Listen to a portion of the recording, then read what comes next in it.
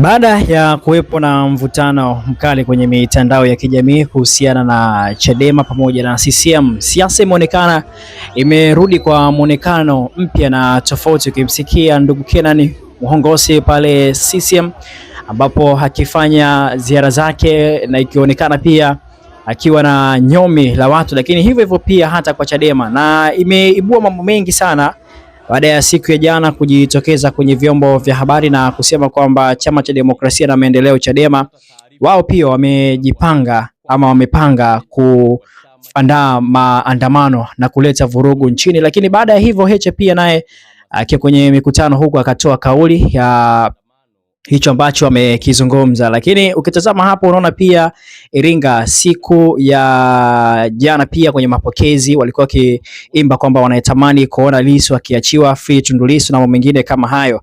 Sasa na mpaka leo tunapozungumza Tundu Lissu, kutokea Tundu Lissu amekamatwa mpaka leo hii tunapozungumza yuko gerezani ni mwaka mmoja na miezi miwili na siku 5 kwa uzuri kabisa, na tukipiga hesabu hivyo ni muda ambao ama ndo muda ambao amekaa gerezani. Kumbuka amekamatwa ilikuwa ni tarehe 9 Aprili 2025. Kwa hiyo tukipiga hesabu za haraka haraka na mwaka mmoja na miezi miwili na siku 5 ni sawa na siku 431 yupo gerezani kwa namna ambayo ni nzuri kabisa. Sasa tukitamani tuweze kutazama, lakini pia ukisikiliza katika mikutano mbalimbali wanazopita ndugu Kenan kiongozi pia akitamani kuweza kukutana na makamu mwenyekiti wa Chama cha Demokrasia na Maendeleo Chadema, wakae kwa pamoja, wabishane kwa hoja, wazungumze kwa hoja, na ikionekana pia Heche akisema kwamba siwezi kukutana naye kwa sababu hoja ambazo akazitoa na mimi hatuwezi kulingana.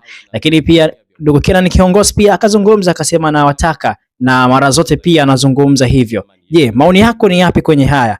Hebu tuende tukatazame hili, na hii ni Mhenga Media. Waandishi wa habari, nisaidieni kuniitia Heche, Sugu, Lema, Boniai na wahitaji kwenye mdahalo. Wao wawe wote, mimi peke yangu.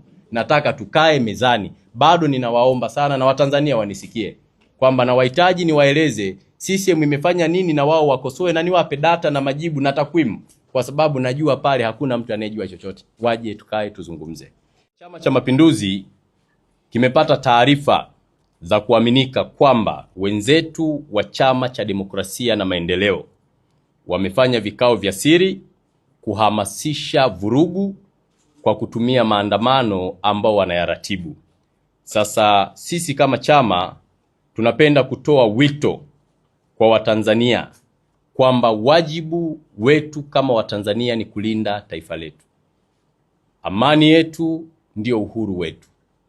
Tusiruhusu itikadi za vyama au makundi ya harakati yakachochea vurugu na kuharibu taswira njema ya taifa letu. Sasa taarifa hizi ni taarifa za kuaminika, na mmewasikia katika majukwaa ya kisiasa wakizungumza wakisema kwamba watakwenda kuhamasisha maandamano.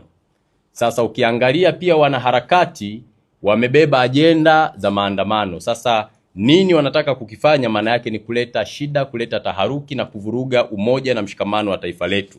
Sasa jambo hilo inaelekea wenzetu hawataki utulivu katika nchi, ndio maana wanapinga, wana ajenda ya kufanya vurugu na kuvuruga amani. Lakini Chama cha Mapinduzi kinapenda kuchukua nafasi hii kuendelea kutoa wito kwa Watanzania na wapenda maendeleo wote kutojihusisha na vitendo ambavyo vina mianya au zina viashiria vya uvunjifu wa amani wa taifa letu. Kama chama tunawaomba Watanzania walinde amani yetu, wafanye shughuli zao, kwa sababu bila amani hakuna maendeleo, hakuna kilimo, hakuna biashara, hakuna uhuru wa kuabudu na mambo mengi yataharibika. Hivyo ni jukumu la kila mmoja kuhakikisha Tanzania inakuwa salama.